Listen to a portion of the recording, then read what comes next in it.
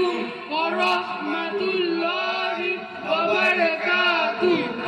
আরে ভাই, তোমরা এখনো এখানে বসে আড্ডা মারছো, তোমরা কি দিনিয়াতের প্রোগ্রামে যাবে না?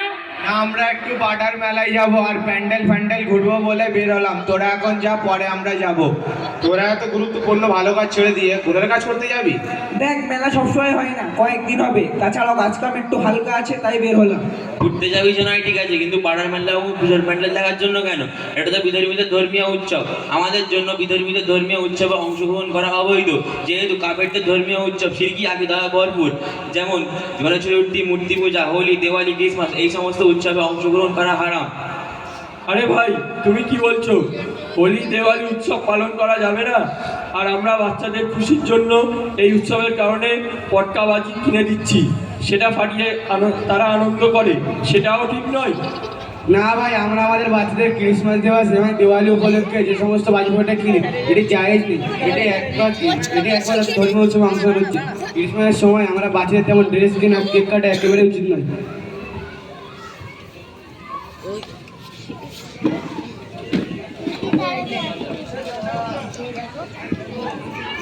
চাচারটা সলিড লাগবে। চাচা এমন কেউ হাসবে না, এমন কেউ নেই।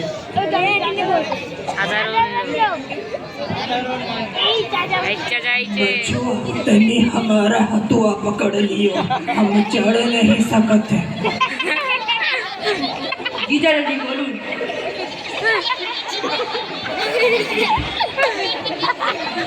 अरे ओ मौलवी साहेब, तब से चटर पटर करो जातो, तनी हमारा बतुआ भी सुन लो।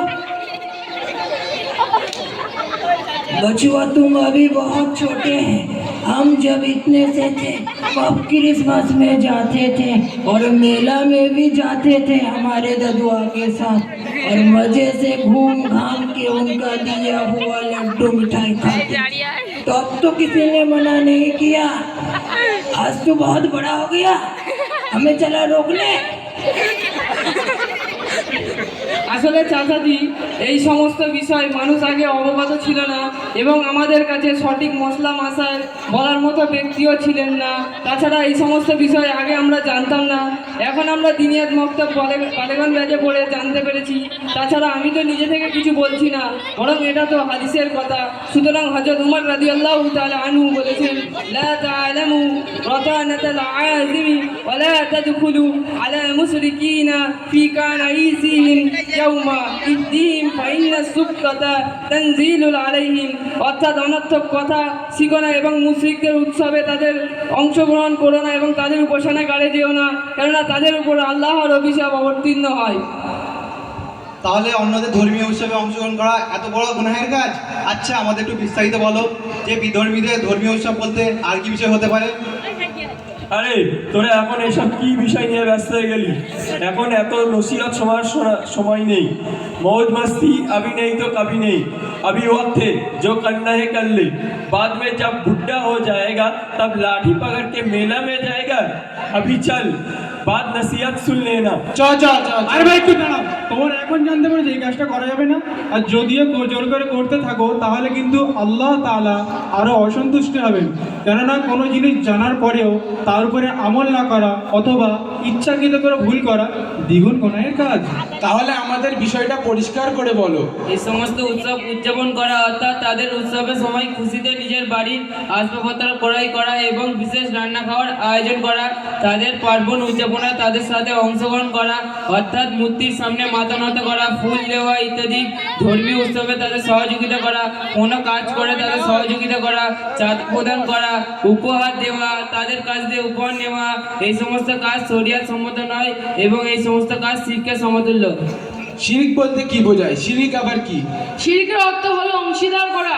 আল্লাহ তাআলার সত্তা ও গুণাবলীর মধ্যে অংশীদার করা শিরক। আল্লাহ তাআলার গুণাবলীতে যে সমস্ত গুণাবলী কেবলমাত্র আল্লাহ তাআলার জন্য নির্দিষ্ট, ওই সমস্ত গুণাবলী অন্য কারোর জন্য সমর্থন করা। যেমন আল্লাহ ব্যতীত অন্য কাউকে রুজিদাতা এবং সন্তান সন্ততি প্রদান করা মনে করা। কোনো নবী অথবা অলি সম্পর্কে এই বিশ্বাস রাখা যে তিনি অদৃশ্যের খবর জানেন। আল্লাহর মতো অন্য কাউকে ইবাদতের যোগ্য মনে করে তার প্রতি কোনো ইবাদত করা, যেমন কোনো গফুর অথবা কোনো বুজুর্গের সামনে সেজদা করা, কোনো নবী অথবা অলির নামে রোজা রাখা এবং তাদের নামে জন্তু জবাই করা ইত্যাদি। গোনাহের মধ্যে কুফর ও শিরিক হলো সব থেকে বড় গোনা। এই দুটি গোনা তওবা ব্যতীত মাফ হয় না। কুফর ও শিরিক অবস্থায় মৃত্যুবরণকারী সর্বদা জাহান্নামে থাকবে। কুরআনে আল্লাহ তাআলা বলেছেন, নিশ্চয়ই আল্লাহ তাআলা তাকে ক্ষমা করেন না যে তার সঙ্গে কাউকে শরীক করে, এছাড়া যাকে ইচ্ছা ক্ষমা করে দেন। সূরা নিসা আয়াত নম্বর 116। কুফর সম্পর্কে আল্লাহ তাআলা বলেছেন, যারা অস্বীকার করবে এবং আমার নিদর্শনগুলোকে মিথ্যা সাব্যস্ত করার প্রয়াস করবে তারাই হবে জাহান্নামী, অনন্তকাল সেখানে থাকবে। সূরা বাকারা আয়াত নম্বর 39। ভাই, তাহলে তো আমরা অনেক ভ্রান্তের মধ্যে পড়েছিলাম, আমরা অনেক ভুল এবং মারাত্মক গুনাহের কাজ করেছিলাম। এর সমাধান কি হবে? এর জন্য দুশ্চিন্তার কোনো কারণ নেই। এই সমস্ত গুনাহ থেকে তোমরা তওবা করে নাও এবং আগামীতে দুনিয়াতে বালেগান ব্যাচে বড়দের ব্যাচে পড়ে দিন শিখে নাও, তাহলে এই সমস্ত গুনাহ থেকে তোমরা বেঁচে যেতে পারবে এবং আগামীতে গুনাহমুক্ত সমাজ তৈরি করতে পারবে। ঠিক আছে ভাই, ধন্যবাদ তোমাদের। আসসালামু আলাইকুম। ওয়ালাইকুম আসসালাম।